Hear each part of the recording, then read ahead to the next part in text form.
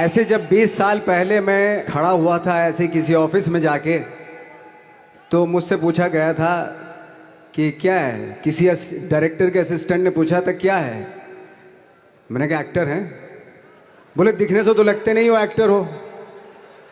तो क्या होता था कि इंडस्ट्री में हमेशा ये चलन था कि एक्टर हीरो जो होता है वो 6 फुट का होता है और गोरा होता है और लंबा चौड़ा बल्ले छल्ले होते हैं।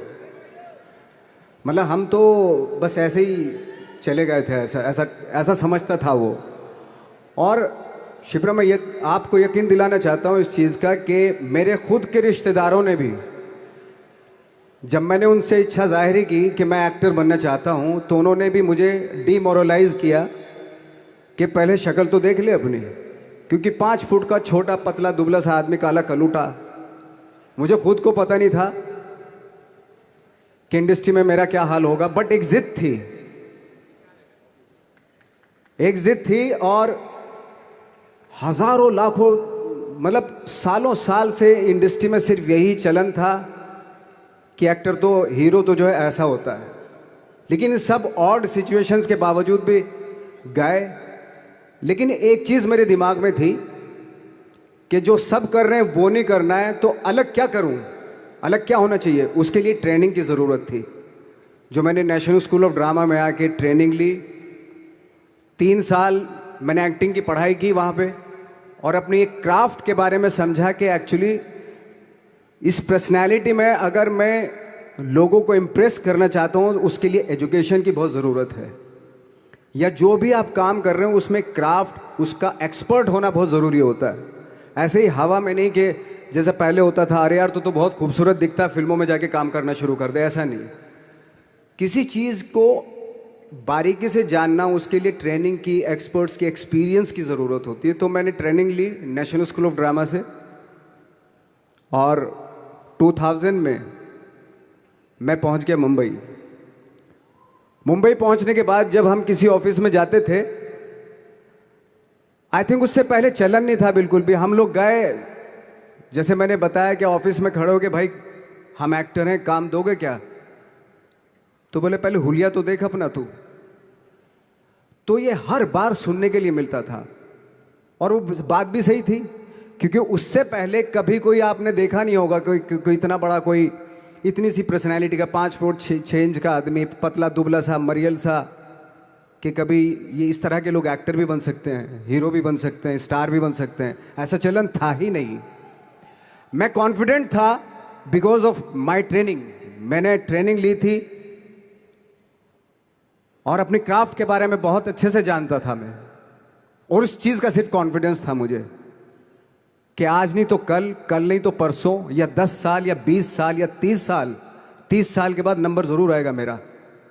मैंने कभी भी अपने को टारगेट नहीं किया, टारगेट नहीं दिया मैंने कि अगर 2 साल ट्राई करके देखता हूँ, उसमें अगर हो गया तो ठीक है, वरना कोई दूसरा फील्ड अपना लूँगा। ऐसा कभी नहीं। जिस चीज़ का पैशन होता है, जज्बा होता है, अगर आप दिल से चाह लो ना, तो पूरी दुनिया झुक जाती है उसके ऊपर। उसको पूरा करने के लिए पूरी कायनात एक हो जाती है कि इस आदमी की जिद के लिए, इस आदमी की जिद के आगे झुकना पड़ेगा, और पूरी दुनिया झुकती है आपकी जिद के आगे। लेकिन आपको जिद्दी होना पड़ता है, आपको बहुत सारे सेक्रीफाइस भी करने पड़ते हैं, क्योंकि ये आपने चाहा है। परीक्षा देनी पड़ती है आपको, जितना बड़ा इम्तहान होगा उतनी बड़ी परीक्षा भी देनी पड़ेगी। आसान काम नहीं है। छोटे छोटे टारगेट बनाएंगे तो छोटों में निपटारा हो जाएगा। हमेशा अपने आप को टारगेट बढ़ा दो। तो उसके लिए हमेशा अपने आप को अनकंफर्ट जोन में डालो, कि जो इम्पॉसिबल है उसको पॉसिबल करने की शिद्दत, पैशन आपके अंदर होना चाहिए, वो हो जाता है। आज जो दुनिया में इतने सारे एक्सपेरिमेंट हुए हैं, ये सिर्फ इसी बिना पे हुए हैं, पागलपन के जरिए ही हुए हैं ये सारे एक्सपेरिमेंट। एक मैंने कहीं सुना था कि जब आप एक्सपेरिमेंट करते हैं तो फेलियर भी होते हैं, कई बार फेलियर होते हैं। कोई एक एक्सपेरिमेंट करने के लिए, कोई एक चीज़ करने के लिए बहुत बार हमने भी झेला है, बहुत बार फेलियर हुए हम लोग। लेकिन एटलीस्ट हमें इतने सारे फेलियर होने से इतने तरीके पता चले कि इन तरीकों से सक्सेस नहीं मिल सकती। फॉर एग्जाम्पल, एडिसन ने जब बल्ब का आविष्कार किया तो 100 बार एक्सपेरिमेंट किए अपनी ज़िंदगी में। 100 बार एक्सपेरिमेंट करने के बाद जब उसको पता चला कि अरे फॉर्मूला तो ये था बल्ब बनाने का, तो एटलीस्ट उसको ये, उसके साथ साथ उसको ये भी पता चला कि 100 जो तरीके हैं, 100 तरीकों से बल्ब नहीं बनता, ये भी पता चला उन फेलियर्स में उसको।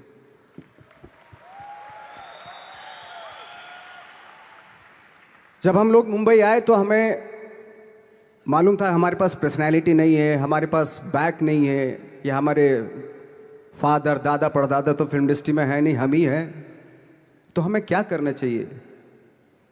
इसलिए लोगों के बीच में घुसे रहते थे, आम लोगों के बीच में घुसे रहते थे, उनका एक्सपीरियंस सुनते थे, उनको ऑब्जर्व करते थे। तो आई थिंक मेरे पास 15 साल तक, 10-12 साल तक कोई काम नहीं था। जैसे आपने बताया कि बहुत ही 10-10 सेकंड के रोल करके घर में आके बैठ जाता, पूरे साल खाली बैठे रहते थे हम लोग। लेकिन एक चीज थी कि लोगों के बीच में रहते थे। लोगों के बीच में रहने से ये एहसास हुआ हमें कि तरह तरह के लोग हैं, लेकिन हमारी इंडस्ट्री में सिर्फ एक ही तरह की एक्टिंग होती है। हजारों करोड़ों लोग हैं इस दुनिया में, लेकिन एक्टिंग सिर्फ एक ही तरीके से होती है हमारे यहाँ। तो मुझे लगा यार, ये मैं तो ट्रेन भी हूँ, मुझसे अपनी आर्ट भी आती है, और हजारों लोगों को मैं ऑब्जर्व भी कर रहा हूँ, तो ये तो सबसे अच्छा सूत्र है। इससे तो मैं बहुत कुछ कर जाऊंगा। तो जब ये सूत्र पता चला मुझे कि अब मैं ये जो हजारों लोगों को मैंने ऑब्जर्व किया है, अब जब भी मुझे कोई रोल मिलेगा उन्हीं में से वो एक इंसान होगा। उसी में वो ठाकरे, बाला साहब ठाकरे होंगे, उसी में मंटो होगा, उसी में गणेश गायतोंडे होगा, उसी में फैजल खान होगा, उसी में माजूमदार साहब होंगे। तो इस तरह के, ये कब हुआ?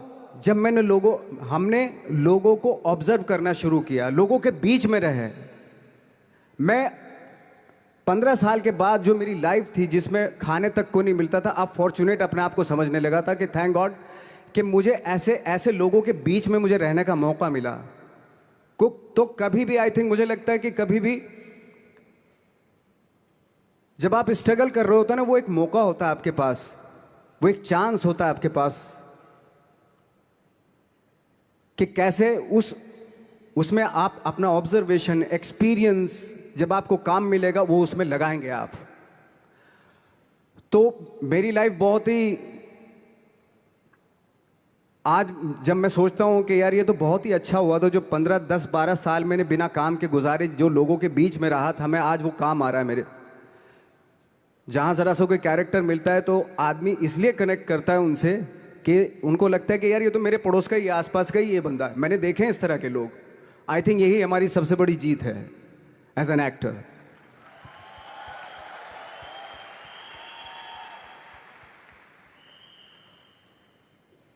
ऑफ कोर्स स्ट्रगल में बहुत सारी चीज़ें सेक्रीफाइस करनी पड़ती हैं, क्योंकि खुजली आपको हुई है, आप ही को मिटानी पड़ेगी। यू नो, आप जो आप हैं वो आपने बनना चाहा था, और अगर डिसअपॉइंटमेंट आ रहे हैं तो आप तो कंप्लेन भी नहीं कर सकते, क्योंकि आप ही ने चाहा था ये बनना।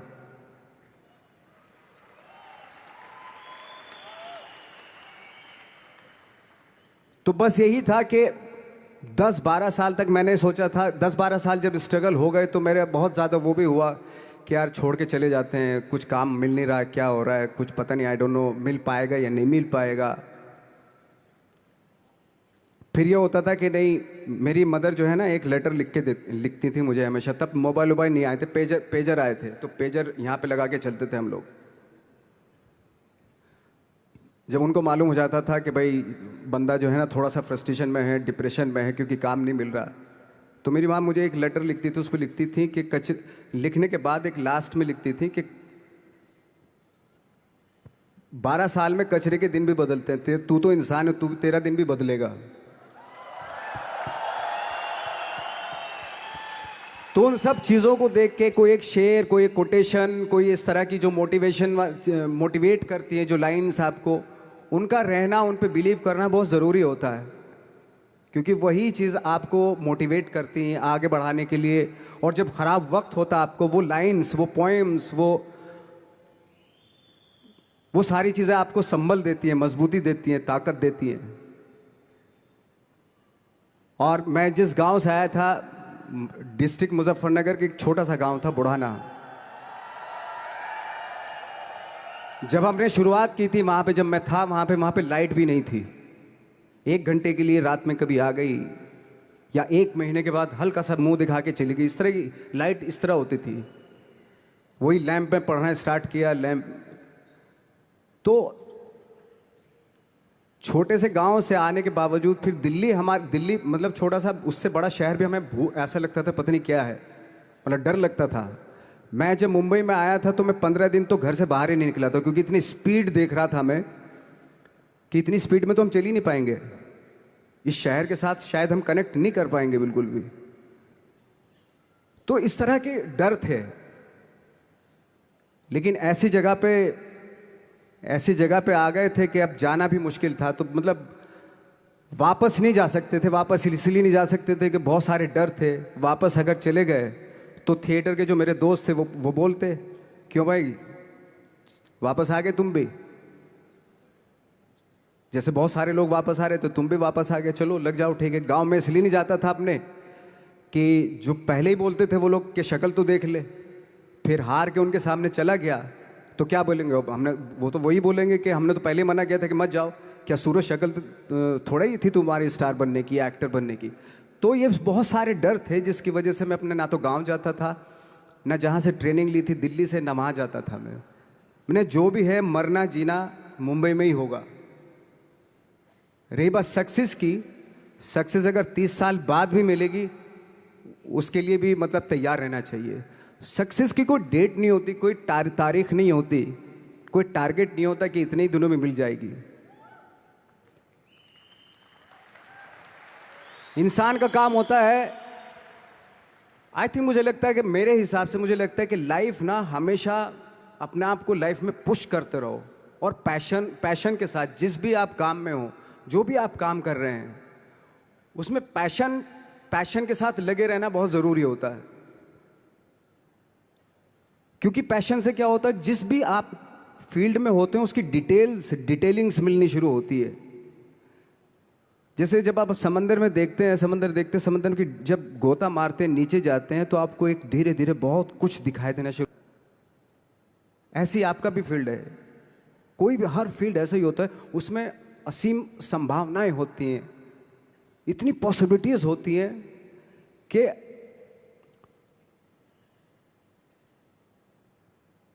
आई थिंक दुनिया का हर काम में इतनी सिर्फ अगर एक दर्जी है पैंट सीता है, 1000 तरीके की पैंट सी सकता है वो, अगर वो चाहे तो। अगर उसने नहीं चाहा तो वो जो ट्रेंड चला रहा है वही सीता जाएगा।